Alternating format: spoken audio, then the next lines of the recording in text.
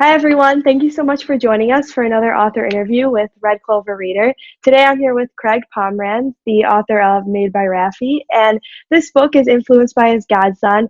And it shows that although Rafi is different and has different interests than the other kids at his school, he is able to overcome these differences. And these differences actually help him overcome obstacles and stay true to himself. And it gives him something unique about himself that the other students don't have. And you really see his character develop throughout the whole book. It's an amazing book. And I'm Maria with Red Clover Reader, the online and diverse value-based place for children's literature. So thank you so much for joining us today, Craig.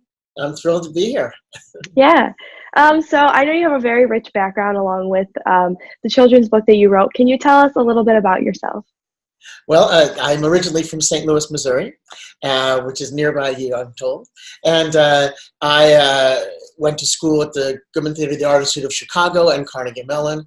And mostly my life is about performing, which is what I do. I travel the world singing in clubs.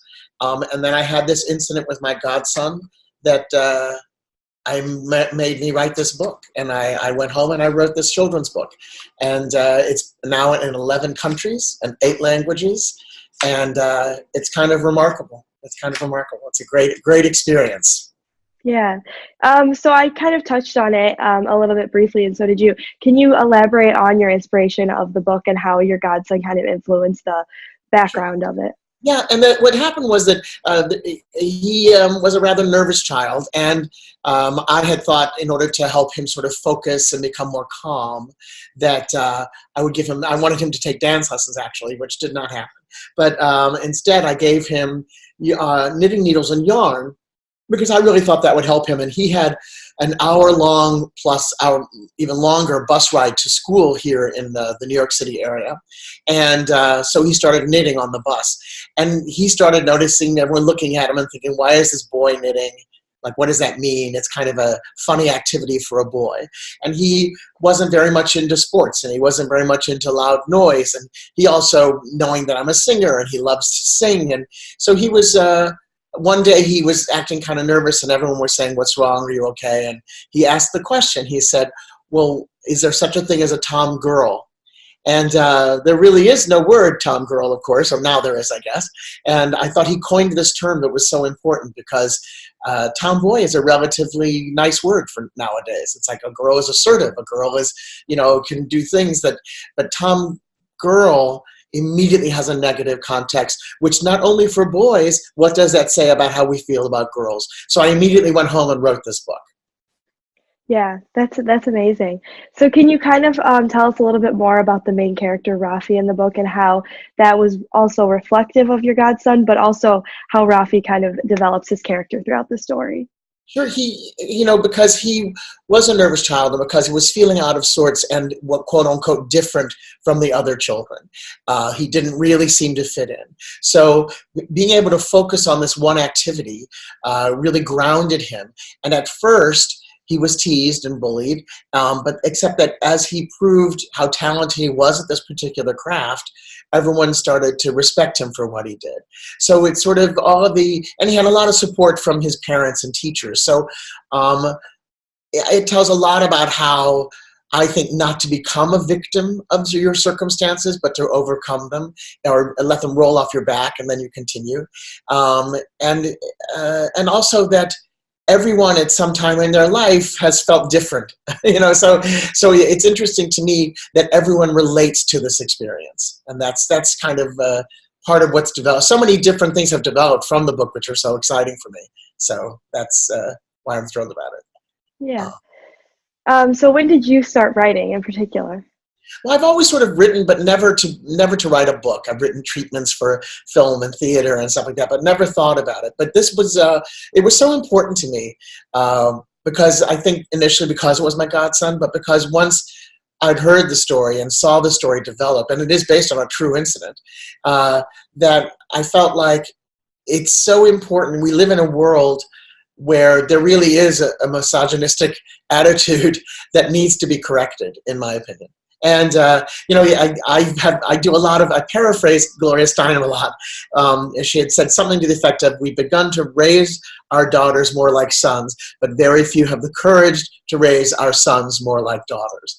And I just, when you look at ads and you look at TV and all the programming that's done and what it shows about how the negative idea of what feminine is, which I've never quite understood. So, I'm trying to make a parallel to all of that and also bring it down so that people can understand there is no negative about feminine, there's no negative about masculine, and we all have these characteristics in us. So that's why gender stereotyping is a really bad thing. So I'm trying to sort of broaden the idea.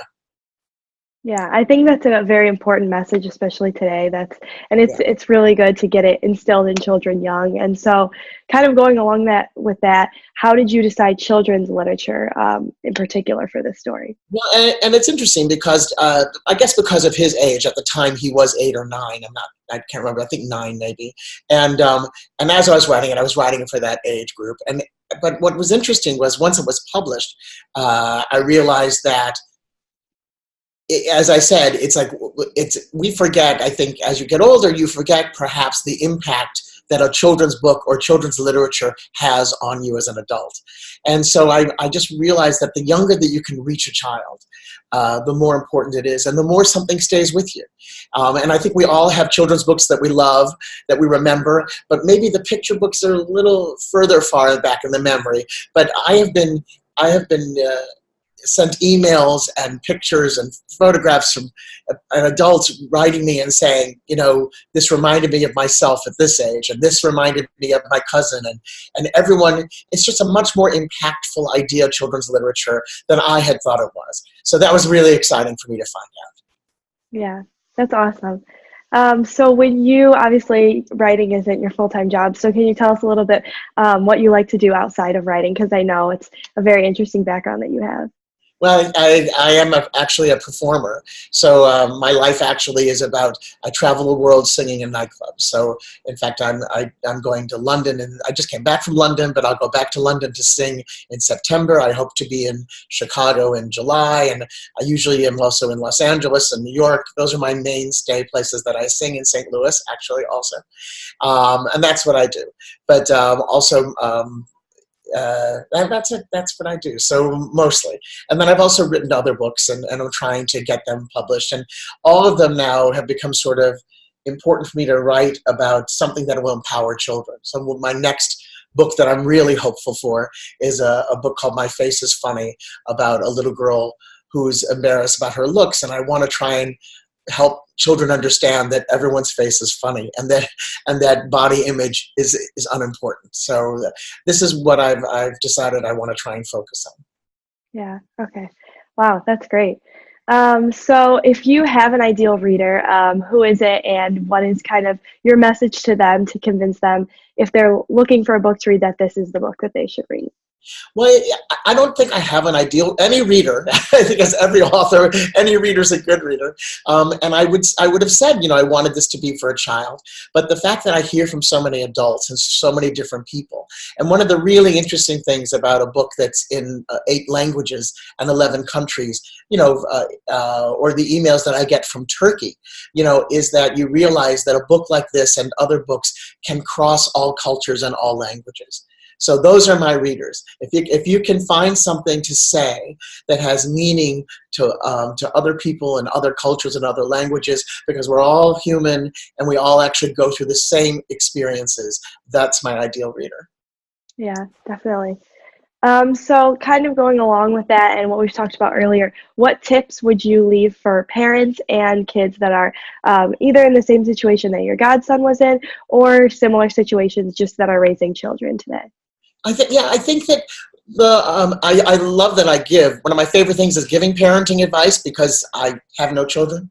So I think it's an important aspect. But I think it's a really true and important thing when I say this, and that is that I find so many parents trying to protect their child. And I think the reality is you can't really protect your child from experiences. They have to learn from experiences also. And if you overpower them with protection, they lose all of that identity, and they lose how to actually be able to participate in other activities, because they don't know how to challenge themselves or see themselves in a different situation. So that's the one thing. And the other thing I do want to say is that even the most evolved parent, of which there are many, they have to remember that part of that protection idea is that there's this idea, for instance, of parenting. A couple that I know, their son at a really young age was wearing his mom's high heels. And they said, oh, that's funny, isn't that cute? And that's no big deal. It's fine, it's fine, it's fine. And then they paused and they said to him, you know something, but perhaps you should only do this at home and not out in public. And they don't see the negative on top of what they've done. They've made it worse of a situation than bettering it and making him more comfortable with whoever he might become and to be his authentic self and whatever. And I think that's important, because I think that we have to allow our children to try on all sorts of different skins so that they can become a whole person, whatever that whole person or whoever that whole person might become. Yeah, I think that's also really important for parents to reflect on and consider. And I'm glad that your book promotes that message and gives parents that idea. So is there anything else that you'd like to share today before we wrap up our interview? I don't know.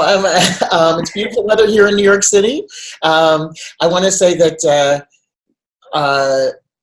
I just really think there are all these new articles coming out about how important reading is and how important it is to read to your child or to a child. So I want to encourage people.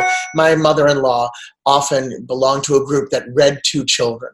And I want to encourage people to read to children and to have books, actual books in your hand. I think that as popular as ebooks are coming, I think children need to have an actual book or a magazine or something printed in their hand, and I encourage that. I encourage reading aloud. Yeah, I agree. I think that's awesome. Thank you so much for joining us today, Craig, and we were so happy to have you on our interview today. Thank you.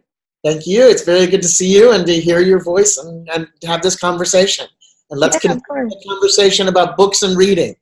Yes. Yeah, thank you so much, everyone, for joining us today for our interview with Craig Pomranz and his book, Made by Rafi. It is an amazing read, and you should definitely check it out on our site. It teaches all sorts of ideas about being your true self and how these differences can actually help you overcome obstacles, and it's an amazing read for all ages. So thank you so much for joining us today, Craig, and everyone at home. This is Maria with Red Clover Reader, the diverse and value-based place for children's literature, and we'll see you in our next interview. Thank you.